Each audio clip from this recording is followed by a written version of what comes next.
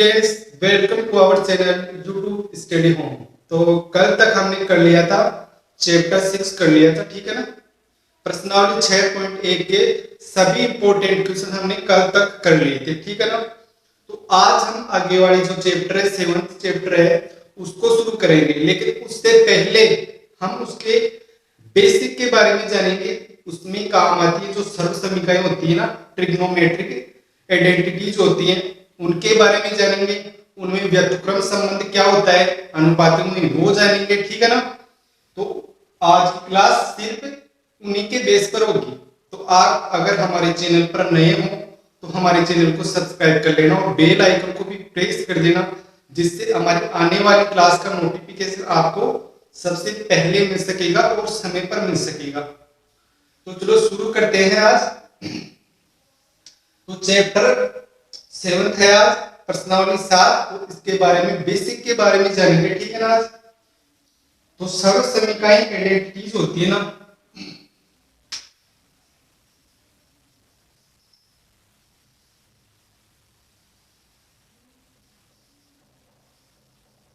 त्रिकोणमितीय सर्व समीकरण,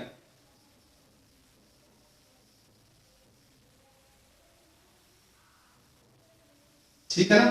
इनके बारे में जानेंगे कि ये सर्व समीकरण क्या होती है, कहां में उपयोग में आती है। पहली सर्व समीकरण है sin square theta plus cos square theta equal to 1 होता है, ठीक है ना। sin square theta plus cos square theta equal to 1, ठीक है ना। इससे हम sin स्क्वायर थीटा का भी मान निकाल सकते हैं और cos स्क्वायर थीटा का भी मान निकाल सकते हैं, या फिर sin थीटा का भी मान निकाल सकते हैं या cos थीटा का भी मान निकाल सकते हैं। कैसे निकालेंगे, जैसे ये है, हमें चाहिए sin स्क्वायर थीटा का मान।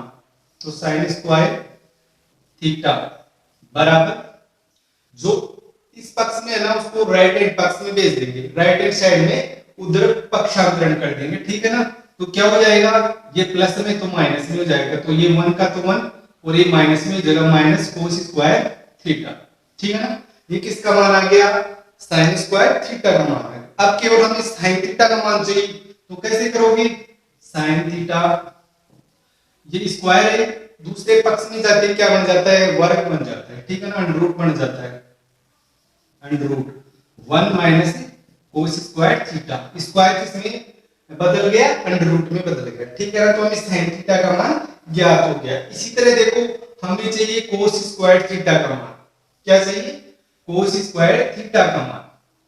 तो cos स्क्वायर थीटा का मान के लिए क्या चाहिएगा, हमें जो चाहिए जो हमारे पास रख लो और सभी को जो नहीं चाहिए उसको अगले पक्ष में भेज दो। तो भेज देंगे तो ये एक का तो एक ऐसे कैसे आ जाएगा, ये प्लस में है तो माइनस में हो जाएगा, माइनस sin स्क्वायर थीटा, ठीक है ना। अब हमें चाहिए सिर्फ cos थीटा चाहिए, तो क्या करोगे, cos थीटा इस स्क्वायर को उधर भेज दो, किसमें बदल जाएगा, अंडर रूट में बदल जाएगा, ठीक है ना। तो ये cos थीटा का मान आ गया, ठीक है ना। तो एक ही सर्व समीकरण से कितने आइडेंटिटीज हमने ज्ञात कर ली, ठीक है ना। इसी तरह अगली क्या होगी, अगली होगी tan square sec square theta minus tan square theta equal to 1, ठीक है ना। इसी तरह हम sec स्क्वायर थीटा का मान भी ज्ञात कर सकते हैं, इससे tan स्क्वायर थीटा का मान भी ज्ञात कर सकते हैं, sec थीटा का भी ज्ञात कर सकते हैं और अकेले tan थीटा का भी ज्ञात कर सकते हैं। इसी तरह ज्ञात करेंगे, ठीक है ना। हमें सिर्फ sec स्क्वायर थीटा ज्ञात करना, तो ऐसे करेंगे 1 का 1 ये इधर की पक्ष दूसरे पक्ष में जाएगा तो किसमें हो जाएगा, प्लस का हो जाएगा, tan स्क्वायर थीटा। और अगर हम यहाँ sec थीटा का मान चाहिए तो क्या करेंगे, sec थीटा स्क्वायर को उधर भेजेंगे, रूट में बदल जाएगा, tan स्क्वायर थीटा, ठीक है ना। इस तरह से हम sec थीटा का मान ज्ञात कर लेंगे। इसी तरह देख लो tan के लिए, देख लो tan स्क्वायर थीटा बराबर क्या होगा, ये sec स्क्वायर थीटा तो था ही, ये tan का चाहिए तो इधर आ जाएगा एक, तो किसका हो जाएगा, माइनस का। तो sec स्क्वायर थीटा माइनस 1, तो ये tan के लिए tan स्क्वायर के लिए आ गया। अब चाहिए हमें tan के लिए tan थीटा, तो ये स्क्वायर रूट में उधर जाएगा, इधर जाएगा, sec स्क्वायर थीटा माइनस 1, ठीक है ना। इस तरह याद कर लेंगे इसके। अब तीसरी है cosec square theta minus cot square theta equal to 1, ठीक है ना। तो इसी तरह अलग अलग इनके भी मान ज्ञात कर सकते हैं। कैसे कर लो, cosec square theta equal to 1 का 1 और ये पक्षांतर उनके प्लस में हो जाएगा कोट स्क्वायर थीटा। अब हम इसे कोसेक का मान चाहिए तो क्या करेंगे, स्क्वायर को उधर भेज देंगे एंड रूट में बदल जाएगा 1 प्लस कोट स्क्वायर थीटा। अगला क्या है, कोट के लिए याद करेंगे कोट स्क्वायर थीटा, तो क्या हो जाएगा, ये कोसेक स्क्वायर थीटा ये इधर आ जाएगा, ठीक है ना। कोसेक स्क्वायर थीटा माइनस 1, ठीक है। अब हम इसे कोट का मान चाहिए तो कोट का क्या करो, क्या करोगे, स्क्वायर को उधर भेज दो, कोसेक स्क्वायर थीटा माइनस 1, ठीक है ना। इस तरह से ज्ञात कर सकते हैं करके, ठीक है ना, अलग अलग। तो ये थी सर्वसमीकरण। अब देखेंगे इनमें संबंध क्या क्या है, जो अनुपात है ना उनमें व्युत्क्रम संबंध देखेंगे।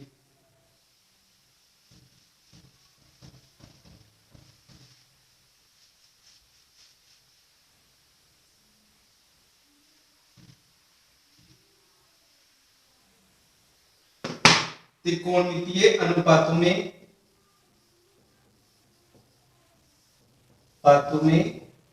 व्युत्क्रम संबंध,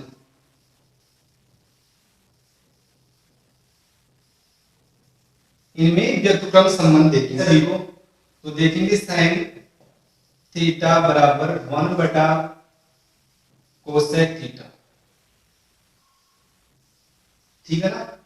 साइन थीटा और कोसेक थीटा में व्युत्क्रम संबंध होता है, या फिर इस तरह लिख दो इसको कि कोसेक थीटा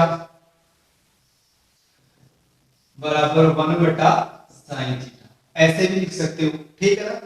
साइन और कोसेक में ये संबंध है व्युत्क्रम संबंध, ठीक है ना। आगे इसको इस तरह भी लिख सकते हो, sine theta into cosec theta equal to 1, ठीक है ना। ये फॉर्मूला भी बन जाता है, इसको यहाँ पक्षांतरण कर दो, ठीक है ना। तो डिवाइड में तो मल्टीप्लाई में आ जाएगा, इक्वल टू 1 हो जाएगा, ठीक है ना। इसी से बना है, इसी से बना है। अगला देखो, कोस थीटा बटे 1 बटा सेक थीटा। कोस और सेक में व्युत्क्रम संबंध होता है, या फिर इस तरह लिख दो, सेक थीटा बराबर 1 बटे कोस थीटा, ठीक है ना।